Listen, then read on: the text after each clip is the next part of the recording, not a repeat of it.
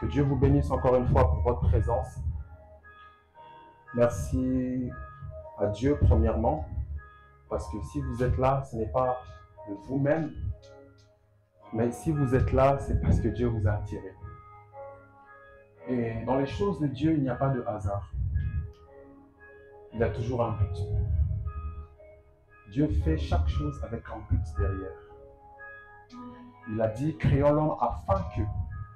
Afin que, c'est-à-dire que la création de l'homme avait une raison. Il s'est peut-être dit, faisons venir Cindy durant le culte du dimanche afin que. Il y a un afin que à ta présence en ce lieu. Et cet afin que tu ne peux que le recevoir si tu es disposé à le recevoir. Et j'aime le dire et je le redis encore une fois, c'est une de mes phrases, la parole de Dieu n'est pas faite pour les oreilles, c'est fait pour les cœurs. Et les oreilles du cœur, c'est la concentration. Alors sois seulement concentré à recevoir ce que Dieu a prévu pour toi cet après-midi. J'avais tout bonnement prévu de prêcher sur l'amour de Dieu. Et vous savez, Lumière Divine a pour principe de laisser l'Esprit conduire. Pendant qu'on priait, il y a plus le verset d'Exode 14, 14 qui m'est venu à la pensée. Alors j'aimerais qu'on puisse le prendre. En ce sens, je n'ai rien préparé. Je vais seulement laisser faire le Saint-Esprit. Effectivement, si vous pouvez vous lever afin qu'on puisse honorer la parole de Dieu, ceux qui le peuvent, bien sûr.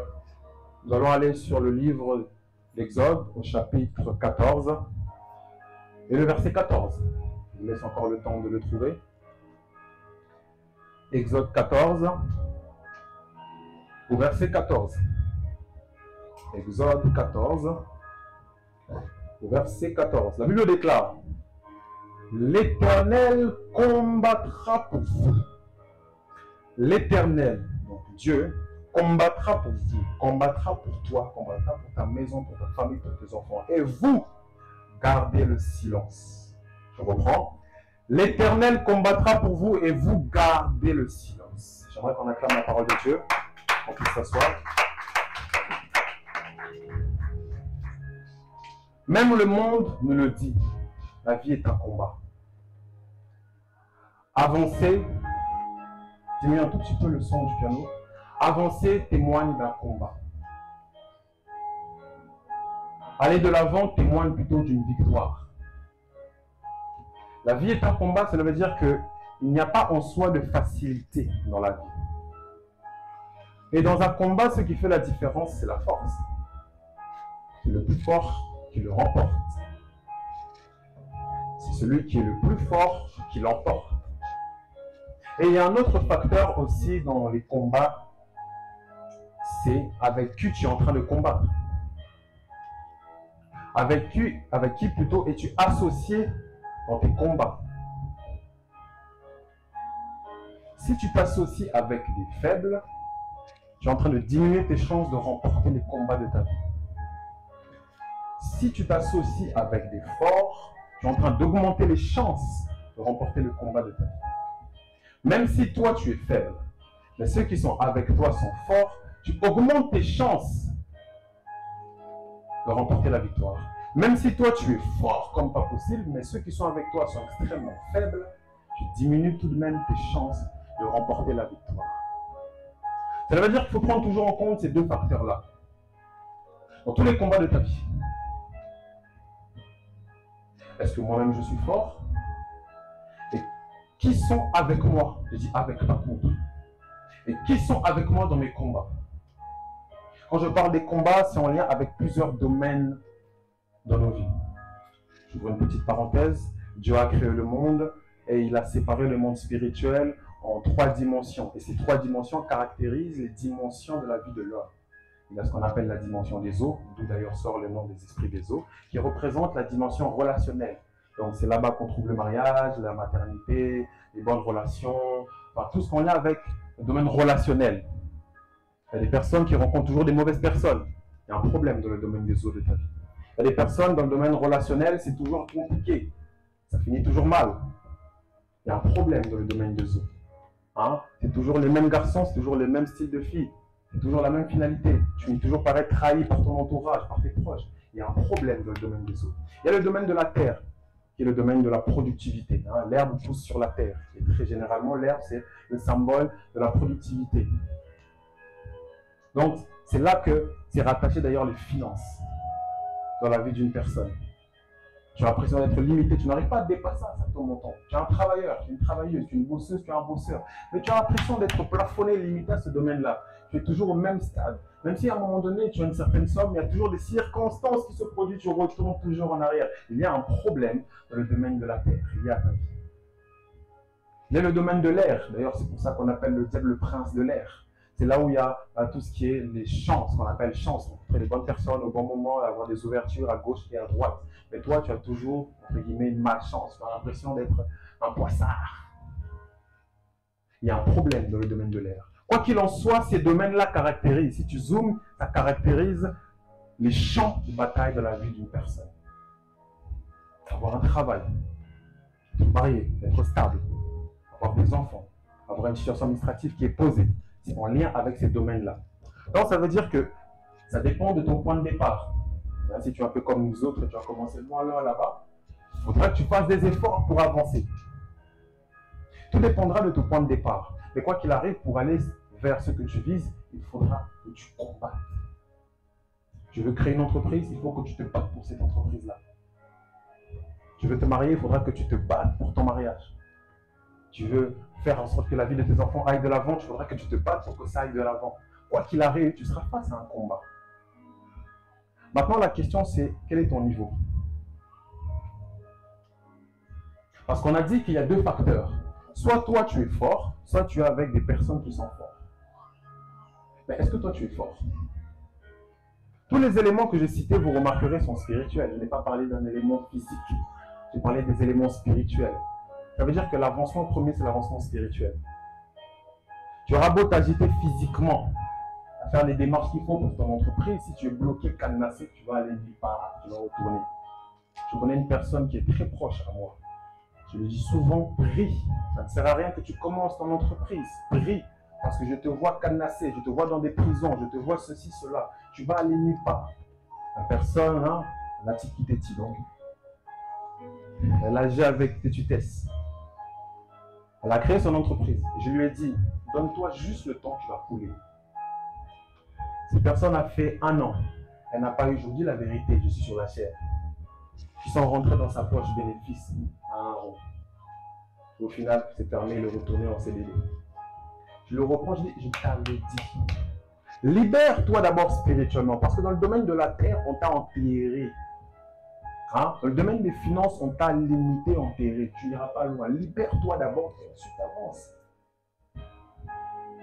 Aujourd'hui, on est à la case départ. CDD, on sait dans quel endroit. Parce que cette personne était bloquée.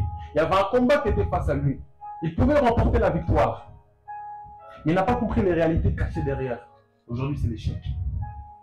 Ça veut dire que cette personne était faible. Parce que quand je parle de force, ce n'est pas une force physique. On n'a rien à faire de tes biscottos. C'est une force spirituelle. Quel est ton niveau? Quelle est donc ta force? Quelles sont donc tes capacités? Parce que je disais que si tu es faible, tu diminues tes chances de remporter la victoire. Parce que le combat n'est pas physique, mais il est spirituel. Regardez un peu ceux qui sont hauts dans l'occultisme. Ces grands, hein, je ne citerai pas leur nom. Mais ils sont très élevés parce que spirituellement, ils font des très gros sacrifices à leur divinité Mister Diabolos. Diable pour les intimes. Ça veut dire qu'eux, ils savent ce qu'ils sont en train de faire. Parce qu'ils savent que c'est d'abord spirituellement, je remporte pour que physiquement je remporte. La Bible même nous montre ce principe. Regardez l'histoire de Balaam et Balak. Il y a le peuple d'Israël qui s'avance. Mais Israël avançant, remportant trop de victoires, il y a eu Balak qui a eu peur. De mémoire, c'était le roi de Moab. Il est parti voir un devin, un prophète qui s'appelait Balaam. Il n'a pas réuni une armée. Alors on va combattre Israël, on va faire des stratégies. Venez mes chefs d'armée, vous contournez à droite, nous on passe par devant. Non, il est parti voir une personne qui agit dans le spirituel. Qu'est-ce qu'il a dit à cette personne? Maudis-moi ce peuple, peut-être ensuite j'aurai une chance de l'emporter. Oh. Maudis-moi ce peuple, peut-être ensuite j'aurai une chance de l'emporter. En d'autres termes, agis d'abord spirituellement. Une fois que spirituellement je les bouffe, hein, je peux ensuite le remporter physiquement. Il y avait un combat. Il y avait un combat entre Balak plutôt, son peuple, et le peuple d'Israël. Parce qu'Israël avançait. Tôt ou tard, ils allaient se croiser. Avant le croisement, Balaam a dit, je vais d'abord agir spirituellement. Ces personnes connaissent les réalités. Il n'y a que toi qui ignores les réalités. Donc le combat est d'abord spirituel. Et quelle est donc ta force spirituelle actuellement face à tes combats? Ce mariage que tu essaies de stabiliser, quelle est ta force pour le stabiliser? Le poids qui descend sur toi est beaucoup trop fort par rapport à la force que tu exerces contre. Ces démarches administratives que tu essaies de stabiliser, quelle est ta force? Quelle force spirituelle tu exerces par rapport à ça? Cet enfant que tu cherches, quelle force spirituelle tu exerces par rapport à ça? Quelle est ta force? Et ce qui est bien avec les choses de Dieu, c'est que peu importe ton niveau de départ, tu peux toujours monter. Peu importe ton niveau de départ, tu peux toujours monter. Voilà pourquoi David a pu dire, tu exerces ma force au combat. Cela veut dire que, au point de vue du départ, j'étais faible. Mais plus le temps avance avec toi, tu m'exerces au combat. Le niveau que j'avais hier plutôt, n'est pas le niveau que j'ai aujourd'hui. Cela veut dire que David s'est exercé. Cela veut dire que tu dois t'exercer.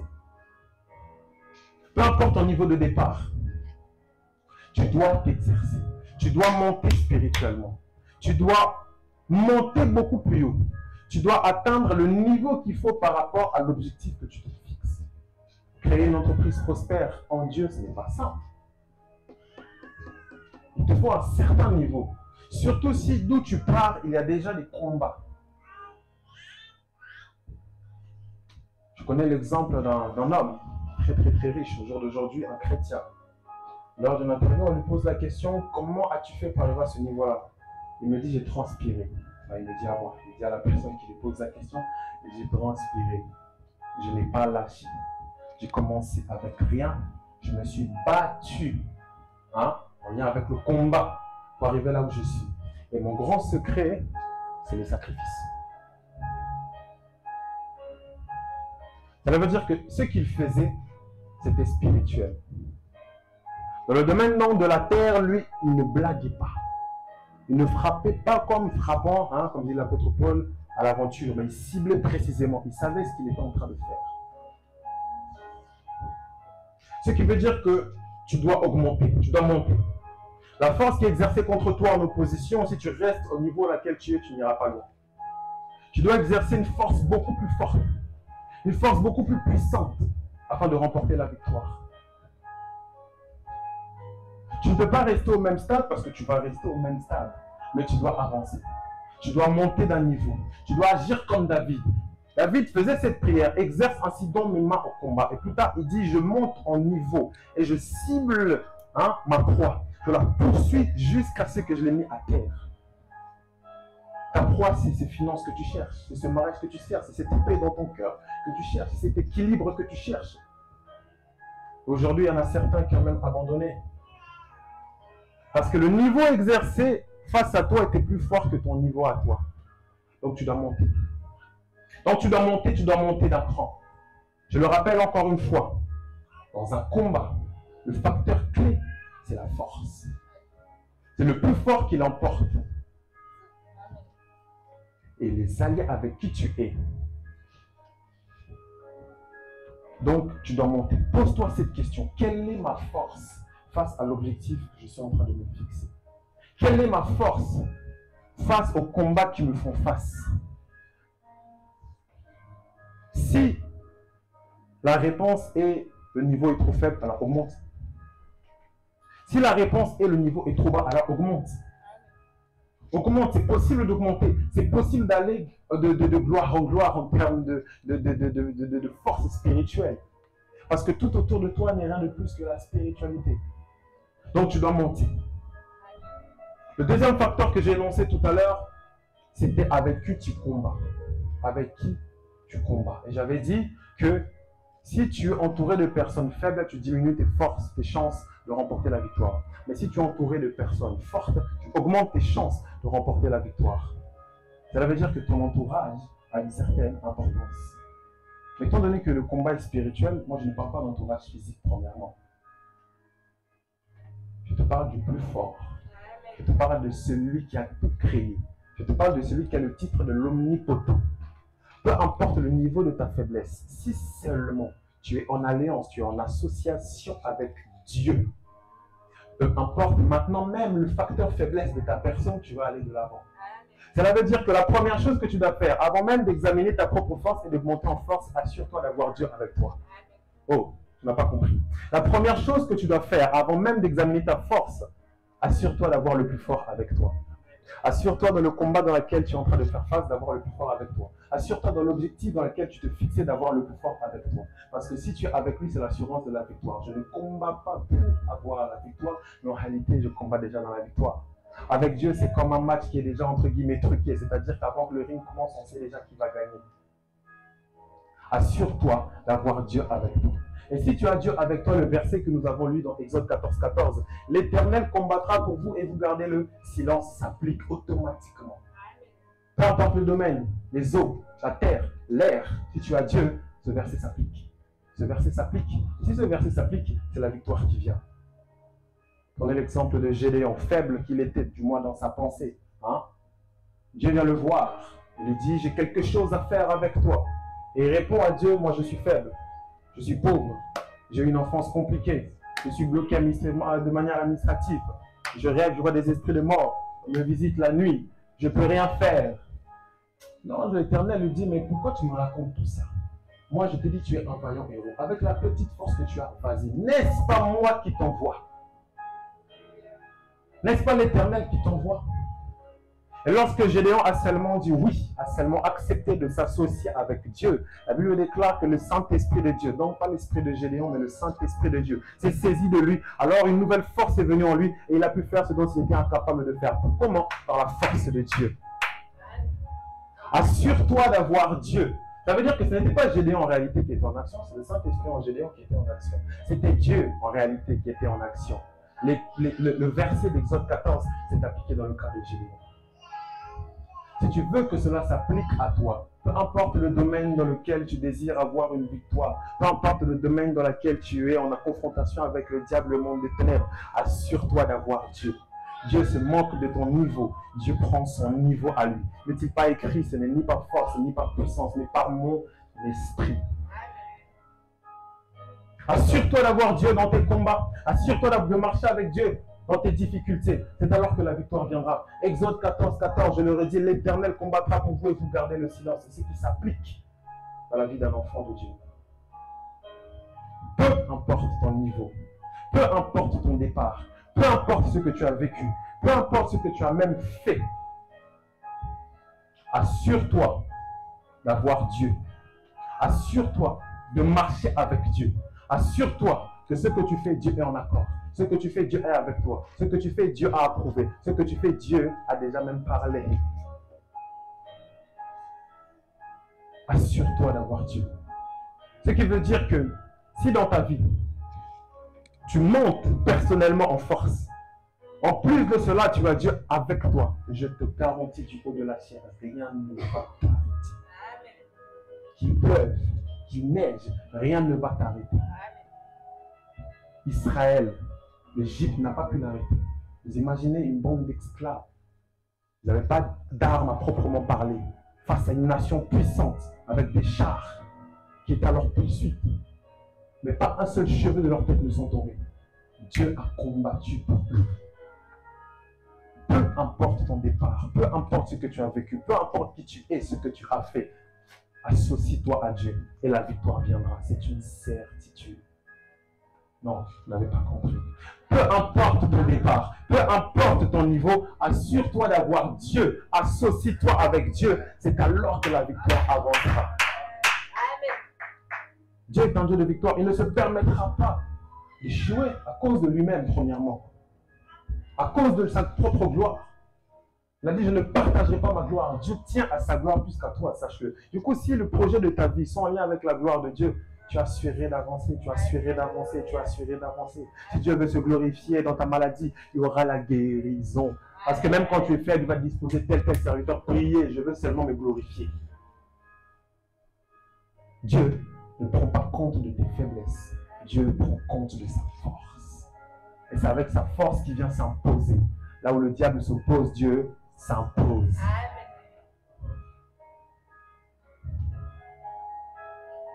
Et dans tes combats, associe seulement Dieu. Tu verras la différence. Arrête de faire de par tes propres efforts. Arrête d'essayer de par toi-même. Associe-toi seulement à Dieu. Et tu verras la différence. C'est une certitude.